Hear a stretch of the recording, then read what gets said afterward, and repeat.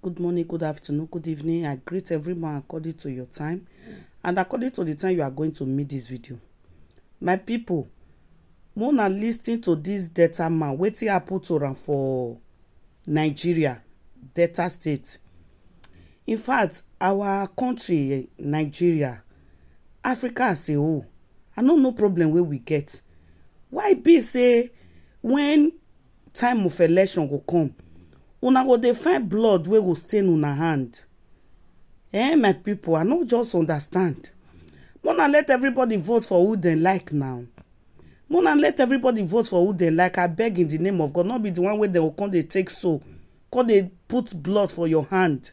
You understand? Make we stop all these things, Make we stop am. This century, we not just need all these kind of things. Make we just vote peacefully, so that peace go reign. We go know who vote. We go know who win. When you vote, vote for your choice. Vote for who you like. Not be to they use gun or they threaten people everywhere. They find who you go kill or in the name of what. The person wey you wan still voting, if he still win, he go still comot there. But who you kill no go come back again. I beg una in the name of God, Nigeria's Africa, make we dey get sense. Make we dey get sense. I don't know where our sense go dey dey. I beg. Una no fit even create, even baby rubber, una no fit produce am. Una no fit produce am. Not to talk of soul wey human be create. Una go just kill human being for nothing, say call in the name of election. I beg, make we stop all this thing. If not be God, now this man be don turn RIP.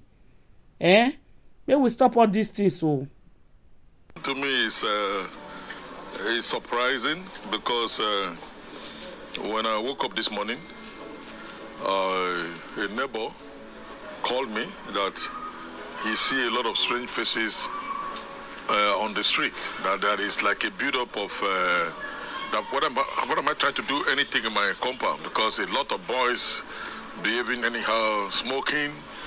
And then my nephew came to tell me that there is this house under construction. They see a whole lot of boys all over the floor, the deck of the house. And then some boys have approached the gate that they want to have a meeting with me, and the security man asked them which meeting, that they are not aware there's any meeting here.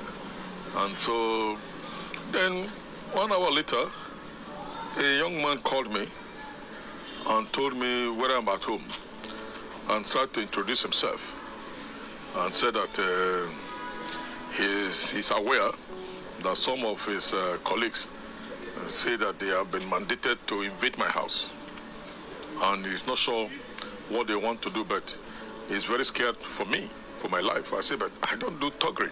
I don't have any problem with anybody. And so at about 9:30, I said, let me go and just greet my mother-in-law. I've not seen my mother-in-law for some time. I said, okay, let me just go and greet the late Senator Zofa's wife, who is my in-law. So as I enter her house at Ojere, I just drove out of here, get into her house. Within 5 minutes, I started having phone call from the neighborhood that they said thugs have pushed the shot at my gate, destroyed the padlock, pushed the first gate, got into the second gate. It was a plate gate. They started jumping all over the place, tried the gates open, tie up the security. My senior brother was somewhere in the gym. They pounced on him. He tried to run. They told him, where is your brother? One bullet will solve this article problem now. They mentioned that. They mentioned that they are challenging the governor that one bullet will solve this problem today. They tried to force into the door. The door was security protected. They couldn't enter, but so they've avenged their anger on all the cars here. You see it? And so I started hearing I've called the commissioner of police so many times, he did not respond. I even sent him a text. Then later, when the boys have receded, people who were here snapped me pictures of this disorder. I sent to the commissioner of police, he did not respond. They have not even called me till now. After about 2 hours, when I got back home, I saw two policemen.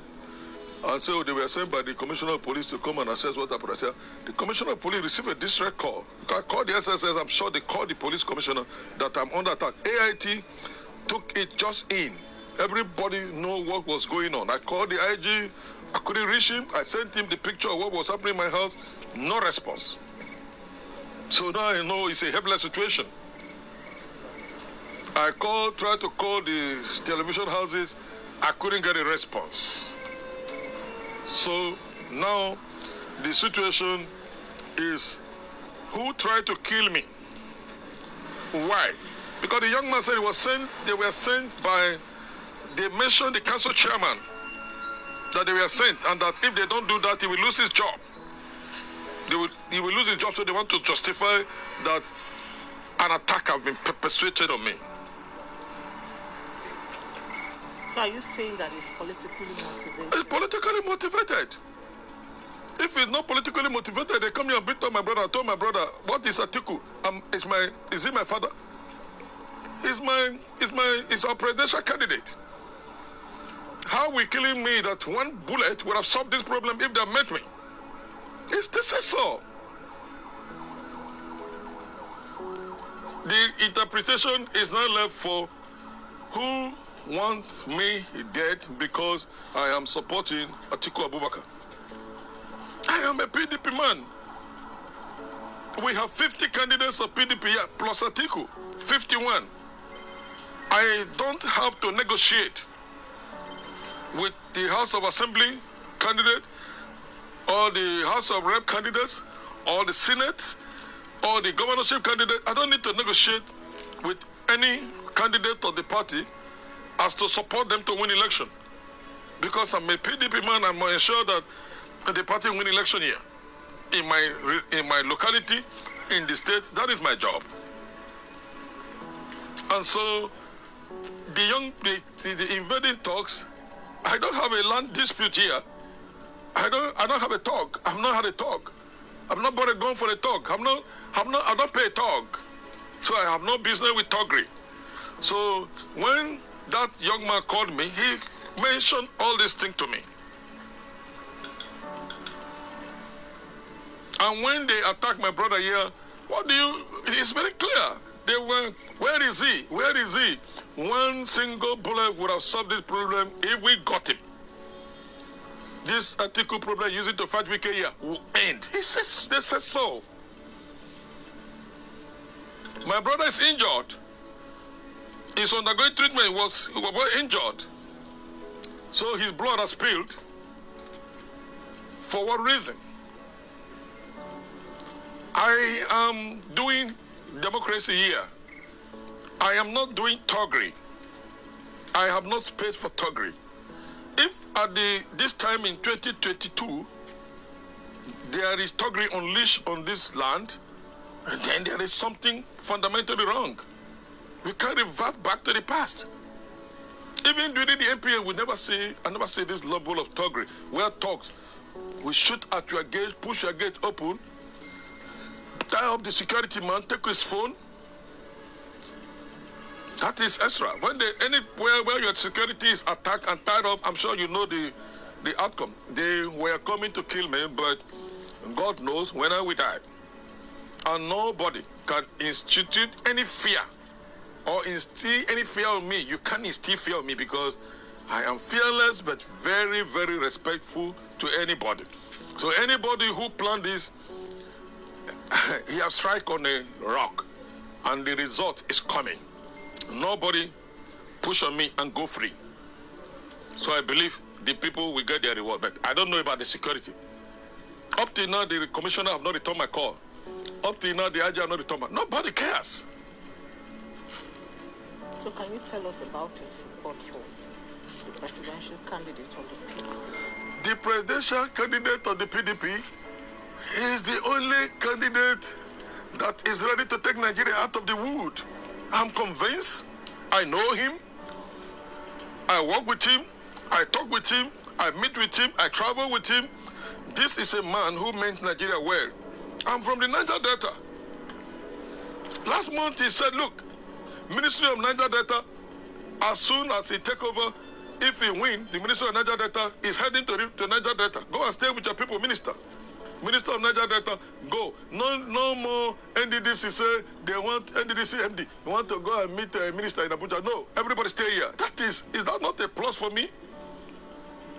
The man want to develop Eastern Port, Port Harcourt Port, Warri Port, Calabar Port to ease and create jobs here. Haba, there are so many things. This is the only man. This is the man I knew that as the chairman of the National Economic Reform Team in 1999 to 2003 brought all the reform we are seeing today. Even the social media you are talking now, he brought it. They brought it. The banking reform, credit card, he brought it. By 1998, when we are going to Europe, we used Thomas Cook. It was the fine name of a British man who prepares, travel, what do they call, traveler's check. When you take Thomas Cook to London, you buy pants. They take your Thomas Cook. He solved that problem. Even the GSM, they brought the GSM. So this man started a lot of reform. UBE for education was established by him. NHII for health was established by him. ICPC to fight corruption, EFCC. He established institutions and set the country on the path of growth, but all these things have been derailed. So he's the right man who will come and kickstart those reforms and put it back online. Not only in Nigeria, President Lula, I followed President Obasanjo in 2005 for the inauguration of President Lula. He transformed Brazil. They come to kick him out. They rise up, form a cabal to kick him out because he has stopped all illegal dealings. After how many years? I'm sure you know 3 months ago, President Lula won again to rule Brazil again. The people went to tell him, President Lula, come back. Come and continue your reform. And you are Imole, according to my friend Delicate. Come back, bring back Atiku to resume the reforms he started, to resume and reposition all the reforms that have been sidetracked, sidelined, and get the country back on the path of prosperity. So he is the man for the job, and I stand with him. And I have gone around the country. I am the national coordinator of the National Mandate Group. We have reached every voting unit in the country, asking them, who do you think this mandate fit? And the answer is unanimous, Atiku. So I agree with them, and he's going to win. Thank you.